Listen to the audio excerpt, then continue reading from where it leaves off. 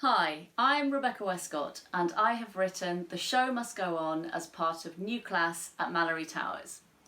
In my story, the girls are preparing for the end of year showcase and they're desperate for North Tower to have the best showcase in the school. But they're struggling to come up with a plan, and then something happens that makes them forget about everything else. All week, Daryl spent every minute racking her brain for good ideas and imploring the rest of the lower fourth to put their thinking caps on. But while everyone had plenty of thoughts about what they could do to highlight their own talents and skills, there was nothing that could involve the whole class. Daryl was starting to feel desperate about the whole thing when something happened that put all thoughts of the showcase out of everyone's heads. "Have you heard?" The voices were calling over each other as Daryl and Sally walked into the common room. "There's a new girl. She's coming tomorrow and her name is Margaret." Daryl looked at Sally in surprise. It was unusual for a new girl to arrive once term had started. "I overheard Matron talking to Miss Potts," said Mavis. "She said that the poor little mite was due here tomorrow, and then Miss Potts said that it was all very sad." "What did she mean?" asked Sally, looking concerned. "Why is it sad?" "Don't know," Mavis shrugged. "Perhaps she—" Before she could continue, Alicia came bursting through the door. "There's a new girl coming here tomorrow," she shouted, skidding into the room. "We know," Belinda told her. "Her name is Margaret, and apparently she's a poor little mite, according to Matron." "Well, I bet you didn't know this." Alicia paused to catch her breath, casting a look around the room as she did so. "Good, she isn't here." "No, she's coming tomorrow," Daryl said. "You just told us that." "I didn't mean her," Alicia grinned at Daryl. "I know the new girl isn't here yet. I was talking about the new girl's cousin."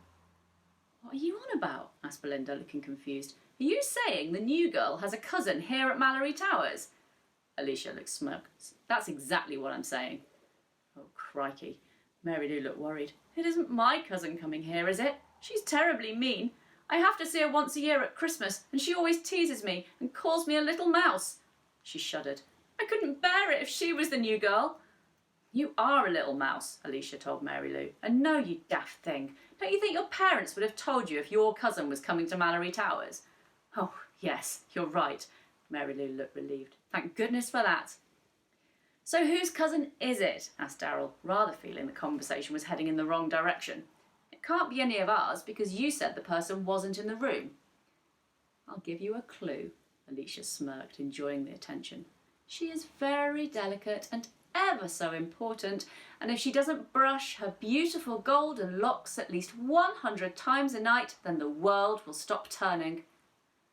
There was a pause as the girls looked at each other in disbelief. Daryl spoke up. "You don't mean Gwen, do you?" Alicia nodded, and the room filled again with the sound of voices. "You mean to say that Gwen's cousin is coming here, to Malory Towers?" "You're pulling our leg, Alicia. This is another one of your tricks. It has to be." "I didn't even know that Gwen had a cousin." The last voice was Mary Lou, and it silenced the room. None of the other girls ever really paid much attention to Gwendolyn and her boastful comments, but there was a time when Mary Lou had been close to her. And if she didn't know about the existence of a cousin, then that was odd, because Gwen loved talking about herself and her family more than any other subject. "Well, she does," stated Alicia firmly. "Darling Gwendolyn Mary Lacey has a darling cousin, and she'll be starting in the lower fourth tomorrow." "No wonder Matron called her a poor little mite," said Daryl, wincing. "Imagine being related to Gwen." "Never mind that," Alicia told her, looking grim. "What if this relation of Gwendolyn Mary is as selfish and puffed up and vain as she is? One of her is bad enough." "And there's going to be two of them," whispered Mavis, her face dropping. "What are we going to do?"